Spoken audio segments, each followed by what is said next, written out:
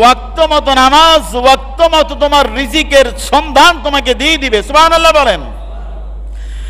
এজন্য রব্বুল আলামিন বলেন, فَإِذَا قُضِيَتِ الصَّلَاةُ فَانتَشِرُوا فِي الْأَرْضِ وَابْتَغُوا مِنْ فَضْلِ اللَّهِ وَاذْكُرُوا اللَّهَ كَثِيرًا لَعَلَّكُمْ تُفْلِحُونَ।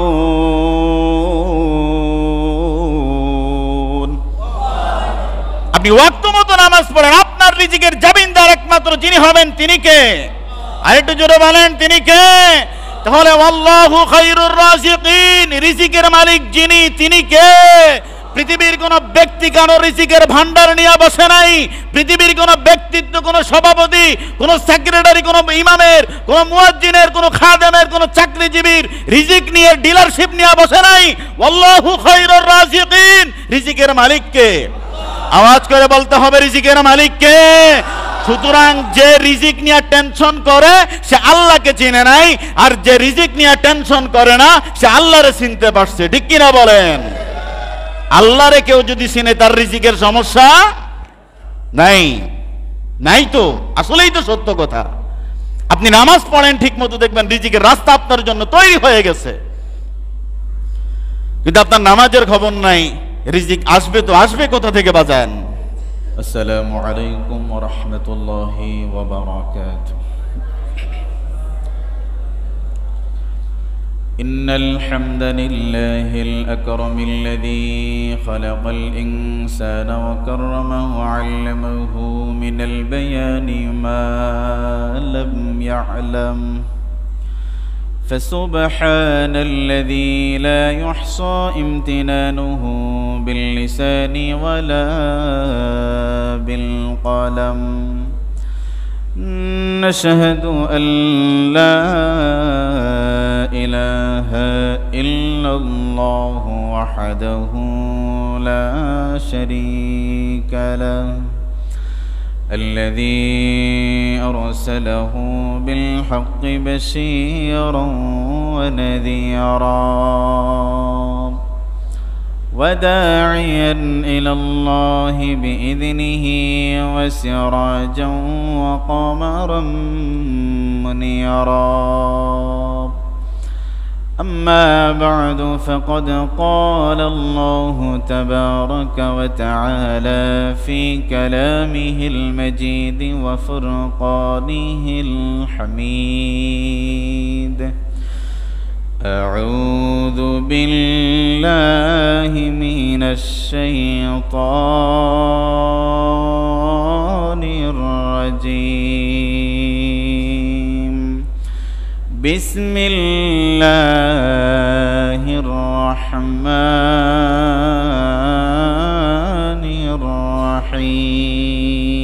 الرحيم. وجعلنا النهار معاشا. صدق الله العظيم في شان حبيبه مخبرا وآمرا. إن الله وملائكته يصلون على النبي يا أيها الذين آمنوا صلوا عليه وسلموا تسليما. اللهم صل على একটু বাড়াই দেন বেশি কমে গেছে। وعلى آل سيدنا مولانا محمد যে নবী উম্মতের বেদনায় কেঁদেছিলেন জীবন মদিনায়, সেই নবী সেই মাটি যদি এত সুন্দর, न जानी ताहले नबीजी कत सुंदर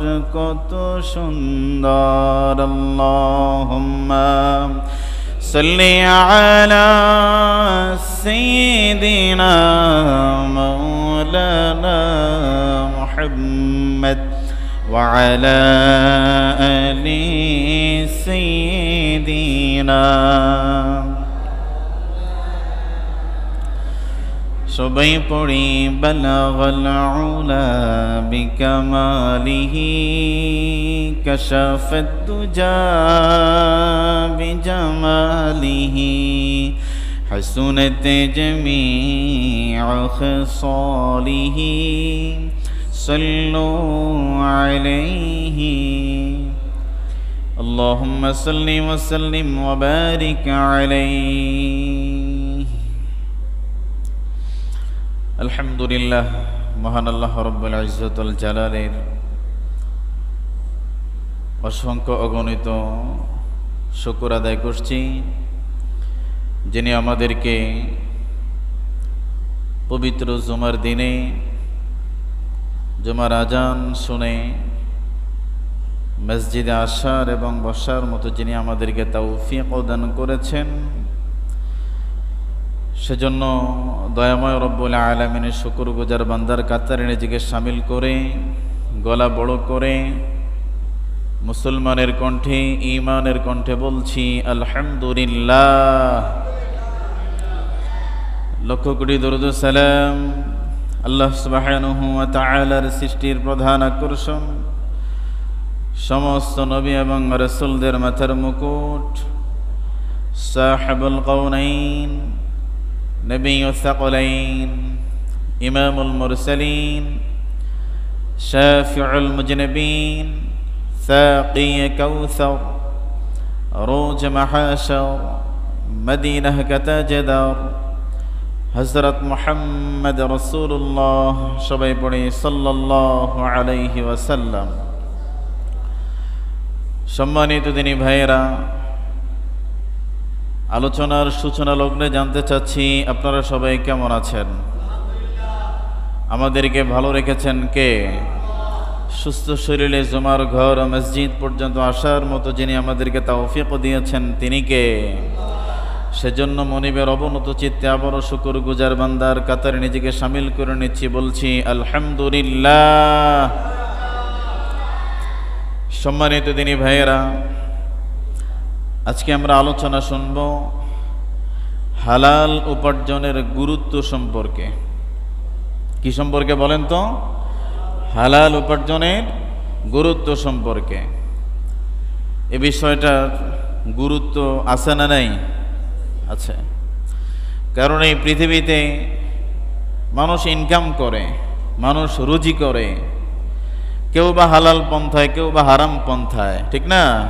কোনো না কোনোভাবে তো মানুষ রুজি অবশ্যই করতেছে, তা না হলে তো মানুষ চলতে পারে না, চলা সম্ভব না। সেজন্য আমরা জানব ইসলামে হালাল উপার্জনের গুরুত্ব কি দিয়েছে।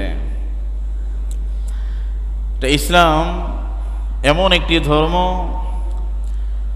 যে ধর্মের প্রতিটি কার্যক্রম আপনি জন্ম থেকে মৃত্যু পর্যন্ত, আবার মৃত্যু থেকে কিয়ামত পর্যন্ত, আবার কিয়ামত দিবসের পরে জান্নাত কিংবা জাহান্নাম পর্যন্ত, এ টোটাল মঞ্জিল মাকসাদ পর্যন্ত বান্দা পৌঁছানোর জন্য আল্লাহ রাব্বুল ইজ্জত ওয়াল জালাল খুবই সূক্ষ্মভাবে প্রতিটি বিষয়ের সমাধান দিয়েছেন।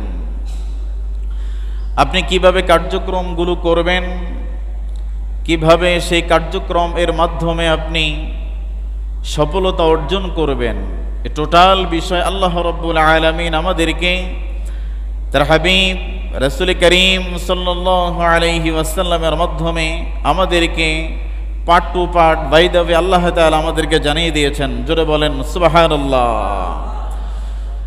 সম্মানিত প্রিয় বাবাজিরা, আল্লাহ রাব্বুল আলামিন পৃথিবীর মানুষদেরকে জানিয়ে দিয়েছেন আল্লাহ তাআলা জীবিকা অর্জনের জন্য তিনি দিন সৃষ্টি করে দিয়েছেন।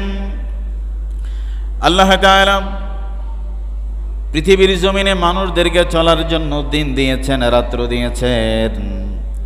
আল্লাহ তাআলা রাত্র দিয়েছেন মানুষকে বিশ্রামের জন্য। রাতের মধ্যে মানুষ ঘুমাবে, ঘুমায়া ঘুমায়া মানুষ সারাদিনের ক্লান্তি দূর করবে। সুবহানাল্লাহ। পক্ষান্তরে রব্বুল আলামিন দিনের আলো দিয়েছেন। এই দিনের আলো রব্বুল আলামিন কেন দিয়েছেন এ মর্মে রব্বুল আলামিন জানিয়ে দিয়েছেন কোরআনুল কারীমের সূরা নাবা এর 11 নম্বর আয়াতে রব্বুল আলামিন জানিয়ে দিয়েছে وَجَعَلْنَا النَّهَارَ مَعَاشًا। জোরে বলেন আল্লাহু আকবার। রব্বুল আলামিন জানিয়ে দিয়েছে ও পৃথিবীর গোলামেরা, ও পৃথিবীর বিশ্বাসীরা শুনে নাও, শুনে নাও, আমি আল্লাহ রব্বুল আলামিন দিবসকে জীবিকা অর্জনের জন্য মাধ্যম দিয়ে দিয়েছি। জোরে বলেন সুবহানাল্লাহ। وَجَعَلْنَا النَّهَارَ مَعَاشًا। আর রব্বুল আলামিন জানিয়ে দেন ও পৃথিবীর গোলাম, ও পৃথিবীর গোলাম, আমি দিবসকে জীবিকা অর্জনের মাধ্যম করে দিয়েছি। সুতরাং দিনকে আল্লাহ তাআলা মানুষের জীবিকা নির্বাহের জন্য আল্লাহ তাআলা সুযোগ করে দিয়েছেন। সুবহানাল্লাহ। সারাটা দিন তুমি বান্দা কার্যক্রম করবা, কার্যক্রম করার মাধ্যমে তুমি তোমার রিজিক, তুমি তোমার জীবিকা তালাশের জন্য তুমি কাজ করবা, মাঠের মধ্যে শ্রম দিবা, গাড়ি চালাইবা, ব্যবসা বাণিজ্য করবা। এমনিভাবে হালাল যত ধরনের উপার্জন রয়েছে বান্দা, আমি আল্লাহ তাআলা দিনের বেলা তোমাকে দান করে দিলাম। এই দিনের বেলায় তুমি বান্দা শ্রম দিয়ে তুমি জীবিকা নির্বাহন করবা। জোরে বলেন সুবহানাল্লাহ। তাহলে আল্লাহ তাআলা দিন কেন দিয়েছেন? আল্লাহ তাআলার ইবাদত এর পাশাপাশি বান্দা যেন ওয়াজআলনান নাহারা মাআশা, আমি আল্লাহ তাআলা তোমাকে ইবাদত তোমার উপরে ফরজ করে দিয়েছি। জোহরের নামাজ পড়ে বান্দা তুমি মসজিদে বসে বসে জিকিরের মধ্যে মত্ত হওয়ার প্রয়োজন নাই। তুমি আজান হলে নামাজ পড়ে ওই জীবিকা নির্বাহের জন্য, অর্জনের জন্য তুমি মসজিদ থেকে দৌড়াও। তুমি জমিনের মধ্যে তুমি বিচরণ করো, গাড়ি চালাও, হাল চাষ করো, মাছ চাষ করো, রিক্সা চালাও, অটো চালাও, ভ্যান চালাও, চুরি করবা না। যত ধরনের হালাল রিজিক রয়েছে তুমি সেটার জন্য কায়িক শ্রম দিবা। এর মধ্যে আমি আল্লাহ তাআলা তোমার রিজিক উত্থাপন করে দিব। যেটা বলেন সুবহানাল্লাহ।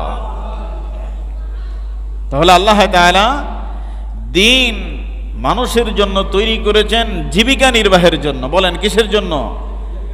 রিজিক তালাশের জন্য। এজন্যই তো আমাদের সন্তানেরা, আমাদের ভাইয়েরা, আমরা যে প্রফেশনে আছি, যে দোকানদারি করে, সে সকাল 8টার মধ্যে দোকান খুলে ফেলে, ঠিক না? যে অফিসে চাকরি করে সে 10টার আগে অফিসে পৌঁছায়া যায়। যে মাদ্রাসায় চাকরি করে, যে স্কুলে চাকরি করে, নির্দিষ্ট সময়ে সে সেখানে চলে যায়। যে খেতে খামারে কাজ করে সে সকাল 7টায় যত আগে যাবে তত তাড়াতাড়ি আসতে পারবে, ঠিক কিনা বলেন? সম্মানিত প্রিয় ভাইয়েরা, এর মাধ্যমে বান্দা তুমি তোমার রবের সকল ধরনের উপার্জন যদি তুমি বান্দা করতে পারো, তুমি বান্দা যদি হালাল উপার্জন যদি করতে চাও, হালাল উপার্জনের গুরুত্ব ইসলাম দিয়েছে। ইসলাম এমন একটি ধর্ম যে ধর্মের মধ্যে কোনো বিষয়কে আল্লাহ তাআলা মাইনাস করেন নাই। সকল বিষয়কে আল্লাহ তাআলা বড় সৌন্দর্যমণ্ডিত করে ওপেন করে দিয়েছেন, যেটার মাধ্যমে তুমি বান্দা সৌন্দর্যমণ্ডিতভাবে তুমি হালাল রিজিক তুমি অন্বেষণ করতে পারবা। সুবহানাল্লাহ। রাব্বুল আলামিন জানিয়ে দিয়েছেন উপার্জনের জন্য পরিবহনের ব্যবস্থা করে দিয়েছেন। আল্লাহ তাআলা জানিয়ে দিয়েছেন কুরআনুল কারীমের সূরা নাহল এর 14 নম্বর আয়াতে রব্বুল আলামিন জানিয়ে দিয়েছেন ওয়াতারাল ফুলকা মাওয়াখিরা ফীহি ওয়ালিতাবতাগু মিন ফাদলিহি ওয়ালাআল্লাকুম তাশকুরুন।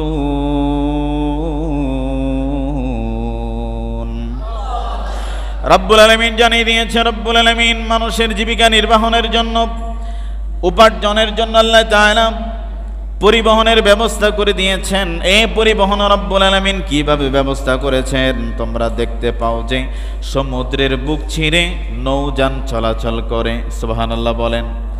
বড় বড় আটলান্টিক মহাসাগর, বিভিন্ন নদী, খাল বিলের মধ্যে, পানির মধ্যে যানবাহন চলে কি চলে না? জোরে বলেন, আমার কথা কয় না, কথা কন না, চলেনি? পানির মধ্যে ট্রলার চলে, তো ট্রলারওয়ালা আপনাকে পার করে টাকা নেয়, কি নেয়? এটা কিসের মাধ্যম? জীবিকা অন্বেষণের মাধ্যম আল্লাহ তৈরি করে দিয়েছে। পানির মধ্যে আল্লাহ তাআলা যানবাহন সৃষ্টি করে দিয়েছে। বান্দা, এই পানির বুক ছিঁড়ে তুমি যখন নৌকা চালাবা, ট্রলার চালাবা, মাল বোঝাইকৃত জাহাজ চালাবা, এর মধ্যে আমি আল্লাহ তাআলা তোমার জন্য রিজিক রেখে দিয়েছি। সুবহানাল্লাহ বলেন। আগের যুগে জাহাজে করে মানুষ হজ করতে যাইতো, শুনছেন না আপনারা? জাহাজে কইরা 6 মাস লাগতো। আমার নানা যান আল্লামা আব্দুল লতিফ রহমতুল্লাহি আলাই সেই ফরিদগঞ্জের হাসানবাগের জমিনে ঘুমিয়ে আছেন। নানাজানকে দেখার সুযোগ হয়নি। নানা অনেক বড় বুজুর্গ ছিলেন, আল্লাহওয়ালা ছিলেন। আমার জন্মের আগেই নানা চলে গিয়েছেন। তো আম্মার কাছে শুনছি যে নানা যখন হজ করতে গিয়েছে, জাহাজে করে হজ করতে গেছে। কিসে করে? জাহাজে করে হজ করতে গিয়েছে। এখনকার আধুনিক বিজ্ঞান এয়ারপ্লেন আবিষ্কার করেছে, হাজার হাজার মাইল ঘন্টার মধ্যেই আপনাকে পৌঁছায়া দেয়। সুবহানাল্লাহ বলেন। তাহলে আল্লাহ তাআলা মানুষের রিজিকের জন্য, মানুষের জীবিকা নির্বাহের জন্য রব্বুল আলামিন পানির বুকের মধ্যে জাহাজ চলার সুযোগ করে দিয়েছেন, যার মধ্যে মানুষ জীবিকা নির্বাহন করে। জোরে বলেন সুবহানাল্লাহ। এটার জন্যই যে তার অনুগ্রহ সন্তান করতে পারো এবং কৃতজ্ঞতা প্রকাশ করতে পারো। আপনি চিন্তা করে দেখেন, পানির মধ্যে সাধারণ কোন ধরনের ছোট একটা বস্তু ফেলে দিলে পানির নিচে চলে যায়, ঠিক কিনা বলেন? আর ওই পানির মধ্যে সুন্দর কারিকুলাম দিয়ে তৈরি করা একটি জাহাজ কিন্তু মাইলকে মাইল বেগে চলতেছে, ঠিক কিনা বলেন? ঢাকা থেকে চাঁদপুরে, চাঁদপুর থেকে ঢাকা, ঢাকা থেকে ভোলা, বরিশাল, পটুয়াখালী, 3 তলা 5 তলা 6 তলা বিশিষ্ট লঞ্চের মধ্যে টনকে টন লোহা দিয়ে তৈরি করা, পাত দিয়ে তৈরি করা লঞ্চ পানির বুক ছিঁড়ে ধাউ ধাউ করে চলতেছে। হাজার হাজার মানুষ এটার মধ্যে চলাফেরা করে, ঠিক কিনা বলেন? এটা যিনি সৃষ্টি করার সুযোগ দিয়ে দিয়েছেন, জবান খুলে বলেন তিনি কে?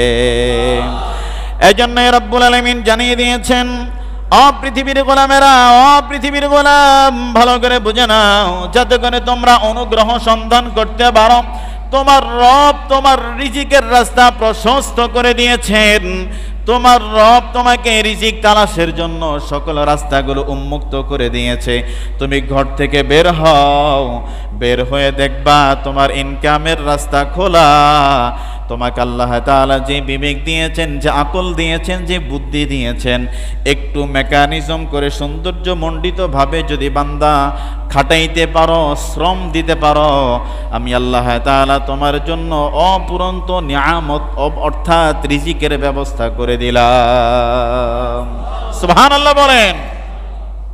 কত মানুষ কতভাবে জীবিকা অন্বেষণ করে, ঠিক কিনা বলেন? সেদিন একটা ভিডিওতে দেখেছি, ঢাকার তুরাগ নদীতে জেলেরা সুন্দর করে জাল মারে। আমরা তো জাল মারি মাছ ধরার জন্য, আর তারা জাল মারে স্বর্ণালঙ্কার তোলার জন্য। বিভিন্ন মানুষ বিভিন্ন হেনস্থার শিকার হওয়ার পরে দামি দামি পার্টসগুলো নদীতে পড়ে যায়। যায় কি যায় না? কথা বলে না, পড়ে না? তো তারা একদিন মাছ ধরতে গেল। মাছ ধরতে যাওয়ার পরে যখন মাছ উঠে নাই, কিন্তু স্বর্ণের একটি লকেট অথবা চেইন যখন উঠলো, তখন সে চিন্তা করলো আজ থেকে আর মাছের শিকার করা যাবে না। এখন থেকে যদি ভালোভাবে শ্রম দেই, সৌন্দর্য মণ্ডিতওয়ালা স্বর্ণের হার, নাকের ফুল ওই নদীর তলদেশ থেকে তুলে তুলে আমরা জীবিকা নির্বাহন করতে পারবো। সুবহানাল্লাহ। আপনি তাকায় দেখেন, রেল স্টেশনের মধ্যে ছোট 8 বছরের বাচ্চা, 10 বছরের বাচ্চা পানের ঢুকরি নিয়ে পান বিক্রি করতেছে। আবার কিছু মানুষকে দেখবেন বাদাম বিক্রি করতেছে। আবার কিছু মানুষকে দেখবেন জুতা পলিশ করতেছে। কথা কন, ঠিক কি না? এটার মাধ্যমে আল্লাহ তাআলা শ্রম দেওয়ার মাধ্যমে ওই বান্দার রিজিকের রাস্তা আল্লাহ তাআলা প্রশস্ত করে দিয়েছে, বুলন্দ করে দিয়েছে। শ্রম দেওয়া ছাড়া, পরিশ্রম করা ছাড়া, ঘর থেকে বের না হলে তোমার হালাল উপার্জন কোনোদিনই সম্ভব হবে না, ঠিক কিনা বলেন? আপনি হালাল যদি অর্জন করতে হয় আপনাকে শ্রম দিতে হবে। আর যদি 2-4-5 লাখ টাকা থাকে, যদি মনে করেন ঘরে বৈশা বৈশা খামো, তাহলে সুদের ব্যবসা করতে পারেন। আছে না নাই? ওরা কথা বলেন, আছে না নাই? এদেশে অনেক মসজিদের সভাপতি, মাদ্রাসার মুহতামিম থেকে শুরু করে গ্রামের বিভিন্ন মতনৈক্যের মানুষ হতে শুরু করে 5 ওয়াক্ত নামাজ মসজিদে পড়ে, কোনো কাজ করে না, কোনো শ্রম দেয় না, কিছুই করে না। বাজারের বড় মাছটা তার ঘরে যায়, বাজারের দামি চাল তার ঘরে যায়, বাজারের 100 রকমের হরেক রকমের খাবার তার ঘরে ঘুরে। যদি জিজ্ঞাসা করেন হাজী সাহেব সংসার কেমনে চলে, কয় এই তো একটু লাড়ি ছাড়ি আল্লাহ চালায়। এরকম নাফরমান সমাজের মধ্যে আছে না নাই? কথা বলেন, আছে না নাই? আপনি টাকা ধারের জন্য যাবেন, মরে যাবেন, কেউ আপনাকে টাকা দিবেন, আর মানুষ দিবে কি জন্য? মানুষ আপনাকে টাকা দিবে তো দিবে কি জন্য? আপনার যেই খাসালত, আপনার যেই তবিয়ত, 500 টাকা ধার নেয়, একদিনের কথা বলে, 1 বছর পার হয়ে যায়, 500 টাকা পাওয়া যায় না। কথা কয় না? কথা বলেন না? আমি এক ব্যবসায়ীকে 2022 সালের নভেম্বর, 23 সালের শুরুতে 50,000 টাকা দিয়ে মাল কিনে দিছি। আজ পর্যন্ত টাকা দেওয়ার কোনো খবর নাই। এই গত 3 দিন তারা অন্তত 10টা থেকে 20টা ফোন দিয়েছি, ফোন ধরে না। আমার কথা বলতেছি। এর মধ্যে বিভিন্ন ব্যবসায়িক অ্যাঙ্গেলে তো অনেকের কাছে অনেক টাকা পড়ে আছে, চাইতেও পারি না লজ্জার কারণে। এটা কি মানুষ হতে পারে? বলেন, এটা মানুষ হতে পারে? আপনি উপকার করবেন তো কিভাবে? এজন্যই তো সুদের কথা সমাজের মধ্যে চালু হয়েছে। আপনি মসজিদে টাকা দান করলে 1 টাকায় 10 নেকি পাবেন, আর মানুষকে কর্জে হাসানা যদি টাকা ধার দেন 1 টাকায় 18 নেকি পাবেন। তো মানুষ আজ কেন সুদের খাতা বেছে নিয়েছে? কেন মানুষ আজকে টাকা ধার দেয় না? ওই যে 20 টাকার জুতার তলা নাই, 500 টাকা আপনাকে ধার দিয়া 300 টাকা মোবাইলের বিল উঠছে, টাকা চাইতে যায়। কথা কন, ঠিক কি না? এর মধ্যে অপমান অপদস্থ তো আছে। ওই বেটা তোর টাকাটা খাইয়ে কি মাইরে লাইছি, দেশ ছেড়ে গেছি গা, দিমু তো বেটা, একটু সবুর কর, দিমু তো, ধৈর্য ধর। এজন্য সুদের প্রথা সমাজের মধ্যে বৃদ্ধি পেয়েছে। হ্যাঁ, টাকা কর্জে হাসানা নিলে টাকা দেয় না, আর সুদের টাকা নিলে নিজে হিসাব করে 2 দিন আগে যে মাহাজন সাহেব ধরেন, ওরে কথা কয় না। কারণ একদিন আবার ও হলেই তো আপনাকে বাড়তি টাকা গুনতে হবে। কথা বলেন, ঠিক কি না? এই জন্য প্রিয় ভাইয়েরা, আজ সমাজের মধ্যে কর্জে হাসানা নাই বললেই চলে। প্রিয় ভাইয়েরা, আপনি আপনার জীবন, আপনি আপনার নৈতিক চরিত্রকে যদি আপনি জলাঞ্জলি দিয়ে দেন, আপনি ব্যক্তিত্ব হিসেবে আপনার একটা চরিত্র থাকা দরকার, ঠিক কিনা বলেন? কথা বলেন। প্রতিটা মানুষ তার অবস্থানে নিজের একটা ব্যক্তিত্ব রয়েছে, প্রতিটা মানুষ তার নিজের অবস্থানে একটা আত্মমর্যাদা রয়েছে। বলেন, আছে কিনা? কথা বলেন, আছে কিনা? যখন তার ব্যক্তিত্বে আঘাত লাগবে, যখন তার মানবতার মধ্যে আঘাত লাগবে, যে আত্মমর্যাদাশীল মানুষ সে জায়গা শেষ করে ফেলবে, সেখানে আর থাকবে না। তার নিজের রিজিকা, তার নিজের রুটি রুজির জন্য মানুষের কাছে মাথা নত করতে পারে না, যে নাকি একমাত্র আল্লাহর গোলাম, যে নাকি মুমিন, যে নাকি শ্রম দিতে জানে, যার নাকি শিক্ষা রয়েছে, যার নাকি যোগ্যতা রয়েছে, সে কখনো কোনো ব্যক্তির কাছে তার মাথা নত করতে পারে না। কথা কোন, ঠিক কি না? কথা বলেন, ঠিক কি না? যার যোগ্যতা আছে সে কোনো না কোনো ভাবে তার রিজিকার রাস্তা, সে জীবিকা নির্বাহের রাস্তা সে পরিবর্তন করে নেবে, কিন্তু কোনো মানুষের কাছে মাথা নত করতে পারে না যার ভিতরে ইলম রয়েছে, যার ভিতরে আল্লাহর ভয় রয়েছে। সুবহানাল্লাহ বলেন। সম্মানিত প্রিয় ভাইয়েরা, এই জন্য আপনি যতদিন পৃথিবীর জমিনে বাঁচবেন, রবের সকল ধরনের কার্যক্রম গুলো যদি আপনি সৌন্দর্যমণ্ডিতভাবে যদি গ্রহণ করে নেন, আপনার আমার জীবনের মধ্যে যিনি পরিপূর্ণ রিজিক, পরিপূর্ণ বারাকা যিনি নাজিল করবেন, বুঝে থাকলে বলেন তিনি কে? রব্বুল আলামিন বলেন, সালাত শেষ হলে হালাল রুজির অনুসন্ধানে নির্দেশ দিয়েছেন। রব্বুল আলামিন জানিয়ে দিয়েছে, ও গোলাম, যখন তুমি সালাত আদায় করবা, তোমার সালাত যখন শেষ হয়ে যাবে, সালাত শেষ হয়ে যাওয়ার পরে তুমি হালাল রিজিক উপার্জনের জন্য বেরিয়ে যাও। সুবহানাল্লাহ বলেন। এই মর্মে রব্বুল আলামিন বলেন সূরা জুমার 10 নম্বর আয়াতে রব্বুল আলামিন বলেন فَإِذَا قُضِيَتِ الصَّلَاةُ فَانتَشِرُوا فِي الْأَرْضِ وَابْتَغُوا مِنْ فَضْلِ اللَّهِ وَاللَّهُ مِنْ فَضْلِ اللَّهِ وَاذْكُرُوا اللَّهَ كَثِيرًا لَعَلَّكُمْ تُفْلِحُونَ। রব্বুল আলামিন জানিয়ে দিয়েছেন সূরা জুমার 10 নম্বর আয়াতে, ও পৃথিবীর গোলাম, অতঃপর যখন সালাত শেষ হয় তখন তোমরা পৃথিবীতে ছড়িয়ে পড়ো এবং আল্লাহর অনুগ্রহ তুমি অনুসন্ধান করো। ও পৃথিবীর মুসলমান, ও ইমানদার, একটিবারের জন্য নিজের আকলকে প্রশ্ন করুন, একটিবারের জন্য নিজের রবকে স্মরণ করুন। রব্বুল আলামিন বলেন অতঃপর যখন তোমরা সালাত শেষ হয় তখন তোমরা পৃথিবীর মধ্যে তোমরা ছড়িয়ে পড়ো এবং আল্লাহর অনুগ্রহ সন্ধান করো। অনুগ্রহ মানে হলো আল্লাহর দয়া, ঠিক কিনা বলেন? যারা বলেন ঠিক কিনা? আল্লাহ বলতেছে বান্দা আমি রবের অনুগ্রহ সন্ধান করো, আমি রবের দয়া সন্ধান করে নাও। যেই বান্দা নাকি রবের দয়া পেয়েছে, যেই বান্দা নাকি রবের অনুগ্রহ পেয়েছে, ওই বান্দাকে পৃথিবীর কোনো মানুষ টানে নিচে নামাইতে পারবে না। কেননা ওই মানুষটার পিছনে যিনি শ্রম দিচ্ছেন, ওই মানুষটাকে যিনি দয়া করছেন, বুঝে থাকলে দুটো হাত তুলে বলেন তিনি কে? তো যেই রব্বুল আলামিন যেই বান্দার জন্য অনুগ্রহ করেন, যেই বান্দা যেই রবের জন্য কাজ করেন, যেই রব্বুল আলামিন যেই বান্দাকে অনুগ্রহ করেন, ওই বান্দার রিজিকের রাস্তা কেউ বন্ধ করতে পারবে না। ওই বান্দার রিজিকের রাস্তা একদিকে বন্ধ হবে তো 10 দিকে যিনি খুলে দিবেন তিনি কে? এই জন্য বান্দা রবের জন্য সেজদা দাও, নামাজ আদায় করার পরে বান্দা মসজিদ থেকে বের হও, আল্লাহর জমিনের মধ্যে ছড়িয়ে ছিটিয়ে যাও, সেখানের মধ্যে তুমি শ্রম দিবা। তোমার জন্য যিনি হালাল রিজিকের ব্যবস্থা করে রেখেছেন, বুঝে থাকলে বলেন তিনি কে? আমরা রিজিক তালাশ করে পাই না, তো পাবো কিভাবে? আল্লাহ যেই পন্থা দেখিয়েছে তুমি তো সেই পন্থা হাঁটোই না রে ভাই। তোমার রিজিক আসবে তো আসবে কিভাবে, ঠিক কিনা বলেন? আল্লাহ বলে তুমি নামাজ পড়ে দৌড়াও। কি পড়ে? কথা বলেন না কেন? আপনি নামাজ না পড়ে কামে গেছেন, আপনি কামে যাওয়ার পরে আপনার মহাজন আজকে লোক বেশি হয়ে গেছে, যা কিন্তু কালকে আইস, ওরে কথা কয় না। কথা বলেন না কেন? আপনি নামাজ না পড়ে কাজে গেছেন, আপনি যে গ্যারেজের গাড়ি চালান, মালিক বলতেছে সব গাড়ি আজকে চলে গেছে, অথবা কালকে বিদ্যুতের সমস্যার কারণে ব্যাটারি চার্জ হয় নাই, যাও আজকে গাড়ি দেওয়া যাবে না। এরকম হইতে পারে না? কেন? তুমি নামাজ পড়ো না। এই মেয়ে সাহেব, নামাজ তোমার ওয়াক্ত মতো, নামাজ ওয়াক্ত মতো তোমার রিজিকের সন্ধান তোমাকে দিয়ে দিবে। সুবহানাল্লাহ বলেন।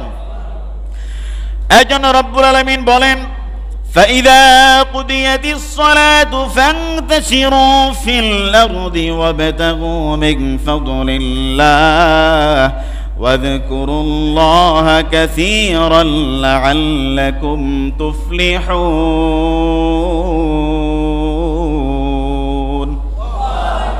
আপনি ওয়াক্ত মতো নামাজ পড়েন, আপনার রিজিকের জামিনদার একমাত্র যিনি হবেন তিনি কে? আরেকটু জোরে বলেন তিনি কে?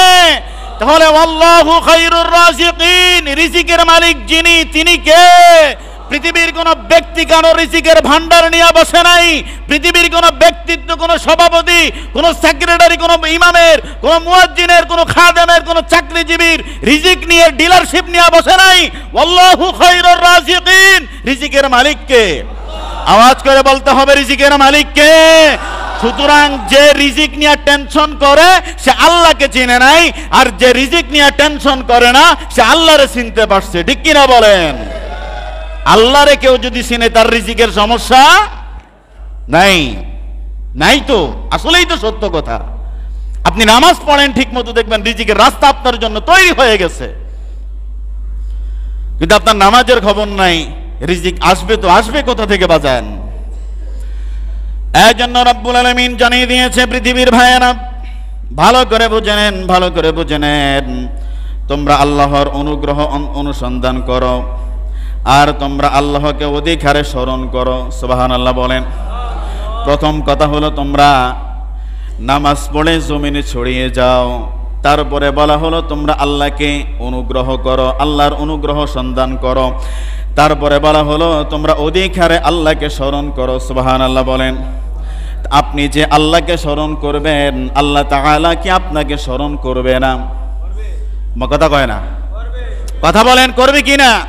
আপনি আপনার রবকে প্রতি 5 ওয়াক্ত নামাজ আপনি বলেন, এই যে দেখো রব্বুল আলামিন আমি তোমার সামনে হাজির, ইয়াকা না'বুদু ওয়া ইয়াকা নাস্তাঈন, তোমার জন্য ইবাদত করি, তোমার কাছে সাহায্য প্রার্থনা করি। যে মানুষটা দিনের প্রতিদিন নামাজের মধ্যে ইয়াকা না'বুদু ওয়া ইয়াকা নাস্তাঈন বলে, তার অর্থ না বুঝার কারণে বান্দা ভিন্ন দিকে ডাইভার্ট হয়ে যাচ্ছে। এই বান্দার রিজিক যিনি দিবেন তিনি কে? আওয়াজ করে বলেন, বান্দার রিজিক যিনি দিবেন তিনি কে? তাহলে আল্লাহু খায়রুর রাজিকিন, রিজিকের মালিক কে? আওয়াজ করে বলেন, রিজিকের মালিক কে? পৃথিবীর কোন পার্সন, পৃথিবীর কোন এমপি মন্ত্রী, পৃথিবীর কোন মানুষকে খাওয়ায়া সন্তুষ্ট করতে পারবে না, কিন্তু আপনাকে যিনি খাওয়ায় তিনি কে? রিজিকের মালিক একমাত্র যিনি, তিনি কে? তাহলে রব্বুল আলামিন জানিয়ে দিয়েছে, ও গোলাম, ও গোলাম, তোমরা নামাজ আদায় করে জমিনে ছড়িয়ে ছিটিয়ে যাও, আমি রবের অনুগ্রহগুলো তোমরা সন্ধান করো এবং আমি রব্বুল আলামিনকে স্মরণ করো, যাতে করে তোমরা সফলতা অর্জন করতে পারো।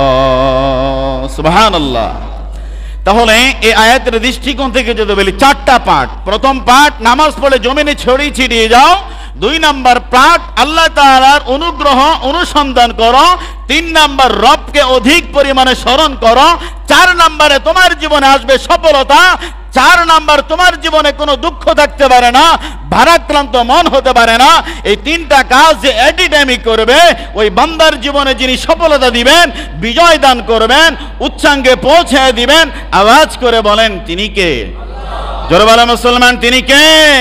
তাহলে রিজিকের টেনশন পৃথিবীতে হয় না। তুমি পৃথিবীর জমিন আসার 50,000 বছর পূর্বেই তোমার মালিক রব্বুল আলামিন আহকামুল হাকিমিন তোমার রিজিকের ধার প্রান্ত, তোমার রিজিকের ব্যবস্থা করে রেখেছে। ঠিক কিনা বলেন? সুতরাং রিজিক নিয়ে কোনো মুসলমান টেনশন করতে পারে না। ওরা কথা বলে না, রিজিকের কোনো টেনশন নাই। রিজিক দিবেন কে? জোরে বলে না, রিজিক দিবেন কে? শুধু একটু পরিশ্রম করতে হবে। কি করতে হবে? পরিশ্রম করতে হবে। এই জন্য প্রিয় ভাইয়েরা, এক ছেলে ওয়াজ শুনছে, হুজুরে বলছে আল্লাহ কাউরে না খাওয়ায় রাখে না।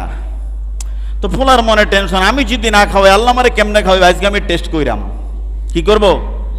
ওর কথা বলে না, কি করবে? টেস্ট করবে যে আল্লাহ আমারে কেমনে খাওয়ায়, আমি খাইতাম না। রান্না বান্না হয়েছে, সকল কিছু আয়োজন দিছে, এবার সে খাবে না। কি করবে না? খাবে না। সে নির্জনে চলে গেছে, বাড়ির বাহিরে চলে গেছে। মা তো পাগল সন্তানের জন্য। আহারে ফোলাটা সকালে 2টা রুটি খাইছে, কি এমন হইল? দুপুরবেলা খাবে না সে। এবার মা তার পিছনে পিছনে যাইয়া ওই গাছের উপরে ছেলে উঠা বৈশা আছে। মায় গাছের গোড়া যায়, বাজান তোর রাগটা কমলে নাইবা খাইয়া লাইস। কি কথা বুঝছেন নেই? ফোলায় তো চিন্তা যে আল্লাহ আমারে কেমনে খাওয়ায়, আমি সামু। তো যেই কাজ, যেই চিন্তা সেই কাজ। গাছের মধ্যে বসে আছে, সে চিন্তা করতেছে আল্লাহ আমারে কেমনে খাওয়ায়, আমি আজকে দেখব। তো ইন্ডিমিড টাইমে সেই পথ দিয়ে একদল ডাকাত দল যাচ্ছে। কি যাচ্ছে? ডাকাত দল যাচ্ছে। তো ডাকাত দল যাওয়ার সময় কিরে খাবারের ঘ্রাণ কোত্থেকে আসে? তালাশ করে গাছের নিচে হাজির সুন্দর সুস্বাদু খাবার, কেউ দেখে খায় না।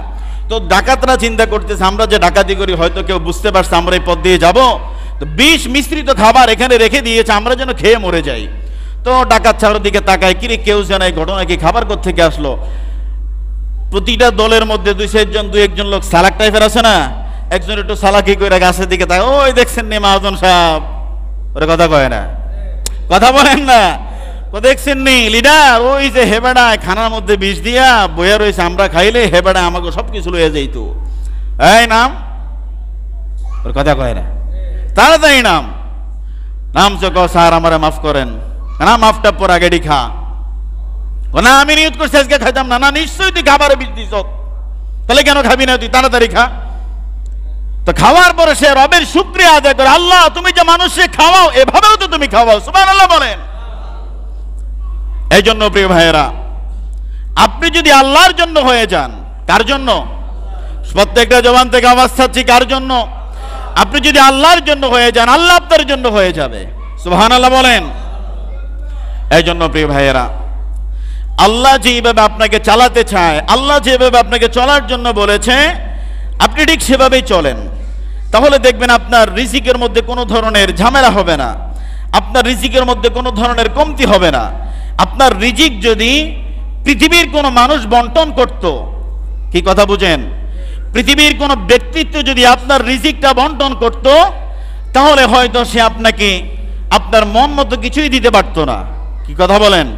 কিন্তু এমন একজন মনিব আমরা পেয়েছি, যে মনিবের কাছে বিন্দু থেকে বিন্দু পরিমাণ সংকোচ বোধের কোনো সুযোগ নেই, যিনি নিজের শক্তিতেই শক্তিমান, যিনি সকল কিছু বললেই হয়ে যায়, কুন থেকে ফায়াকুন বললেই হয়ে যায়। সে মালিক, আপনার রিজিকের মালিক, সে মালিক আপনার হায়াতের মালিক, সেই রব আপনার সকল কিছুর মালিক। সেই রব যদি আপনাকে সকল কিছু অর্পণ করে দেয়, সেই রব যদি আপনাকে সকল কিছু দেয়, পৃথিবীর কোনো ব্যক্তিত্ব, পৃথিবীর কোনো ঠিকাদার, পৃথিবীর কোনো লিডার, পৃথিবীর কোনো প্রধানমন্ত্রী আপনার জবানের সামনে থেকে সেই রিজিক, সেই উপার্জনওয়ালা সম্পদ আপনার কাছ থেকে কেউ ছিনিয়ে নিতে পারবে না। ঠিক কিনা বলেন? আওয়াজ করে বলেন ঠিক কিনা? তাহলে রিজিকের মালিক কে? আমরা এই কাছ থেকে রিজিকের টেনশন করব? কথা বলে রিজিকের টেনশন করবেন না। রিজিকের টেনশন কার? আপনার শুধু দায়িত্ব কাজ করা। আপনি নামাজ পড়বেন মসজিদে, এখান থেকে বের হবেন, কাজে লাগবেন, আল্লাহর অনুগ্রহগুলো তালাশ করবেন, আল্লাহকে অধিক হারে স্মরণ করবেন। এর পরিশ্রমের মাধ্যমে আল্লাহ আপনাকে উত্তম সফলতা, উত্তম কামিয়াবি দান করবেন। জোরে বলেন সুবহানাল্লাহ। আর একটু জোরে বলেন সুবহানাল্লাহ। সম্মানিত প্রিয় ভাইয়েরা, আলোচনা দীর্ঘ সময় হয়েছে, 1:25 মিনিট বাজতেছে। আল্লাহ তাআলা আমাদের সকলের আশা বসা কবুল করেন, পড়ে আমিন। তাহলে আজকের আলোচনার সামারি হলো, আজকের আলোচনার মূল বিষয় ছিল হালাল উপার্জনের গুরুত্ব। আমরা কেন হারাম ইনকাম করব? আমাদের সমাজে হারাম ইনকাম করার মানুষ আছে না? মানুষের ঠগায় কেমনে 2 টাকা মারবো, আরেকজনের জায়গা কেমনে একটু হেরফের করে 2 টাকা পাইব, আরেকজনের দোকান কেমনে সরাই দিব, আরেকজনের কেমনে উৎখাত করবে, আরেকজনের বিভিন্ন ধরনের বিভিন্ন সেক্টরে বিভিন্ন কার্যক্রমের মধ্যে মানুষ ঠকানো সমাজের মধ্যে আছে না নাই? কথা বলেন আছে না নাই? আপনার এলাকায় হয়তো নাই, আমার এলাকায় আছে। কি কথা বুঝেন নাই? আপনারা কেমন হুজুর আমরা বেতন দেই, আমরা খাওয়াই, আমরা আম করে কই না, আমনে করে কই না, মানে আছে, দেশের অনেক জায়গায় এমনটা আছে। আছে না নাই বলেন? আমার ভাইয়েরা, পায়ে ধরে বলি, চুমু দিয়ে বলি, ভাই আপনার রিজিক আল্লাহ তাআলা অর্পণ করে রেখেছেন, তো আপনি একটু শ্রম দেন না। আপনি শ্রম দিলেই তো হালাল রিজিক আপনার ঘরে পৌঁছে যায়। আপনি কেন অন্যায়ভাবে মানুষের টাকা ঝুরুম করেন? আপনি কেন মানুষের মাথায় পিস্তল ধরে আপনাকে চলতে হবে কেন মিয়া সাহেব? রেল লাইনের মধ্যে ছোট 8-10 বছরের ছেলেরা পানের ঠুকরে নিয়ে পান বিক্রি করে, বাদাম বিক্রি করে, জুতা পলিশ করে, তাদের কি আল্লাহ চালায় না? ওই লাখপতি কোটিপতি মানুষের একদিন আপনি কথা শুনবেন, আর ওই বাদামওয়ালার কথা শুনবেন, দেখবেন বাদামওয়ালা বিশাল শান্তিতে আছে। কথা কন না? কথা কন ঠিক কিনা? ঢাকা শহরে আমার মেজুভাইকে গত নভেম্বরে ঢাকা, তিনি বিদেশ থেকে আসার পরে এয়ারপোর্ট থেকে রিসিভ করতে গেলাম, আসার সময় দেখলাম রিক্সা চালক রিক্সার মধ্যেই মশারি টানায়া ওই যে গদিটারে সুন্দর মতো ঠিক কইরা ভ্যান গাড়ির মধ্যে এখানেই ঘুম। আর আপনি টাকাওয়ালা, আপনি চিন্তা করেন একটু ঘুমাইলেনি ড্যাগারের ফোঁস দেয়, ওরা কথা কয় না। আর আপনার টাকা নাই, আপনার চিন্তা হচ্ছে আমি দৈনিক 500 টাকা কামাবো, 2 কেজি চাল কিনবো, 1 কেজি ডাল কিনবো, আব্বা আমার জন্য একটু ওষুধ কিনবো, আলহামদুলিল্লাহ। কথা বলে না? এইভাবে যারা রুজি করে তাদেরকে আল্লাহ অনেক ভালো চালায়। আর লক্ষপতি কোটিপতি টাকার বস্তা ঘরের মধ্যে পড়ে আছে, ডাক্তারে কয়ে দিছে আপনি প্রতিদিন একটা ডাব খাইবেন আর একটু সাগু খাইবেন, মাছ গোস্ত এটা আমাদের লাগে হারাম। ওরা আসে না নাই? তো টিয়া কামাইছেন কিল্লে বাজান? কথা বলে না? টাকা কামাইছেন কি করতে? খাওয়ার লেগে তো খাই দিতে পারেন না। জামা কয়টা পড়বেন? গরমকালে কি একটার উপরে জ্যাকেট গা দিতে পারবেন নাকি? তো টাকা দিয়ে করবেনটা কি? আল্লাহ আমাদেরকে উত্তম রিজিকের ব্যবস্থা করে দিক, পড়ে আমিন।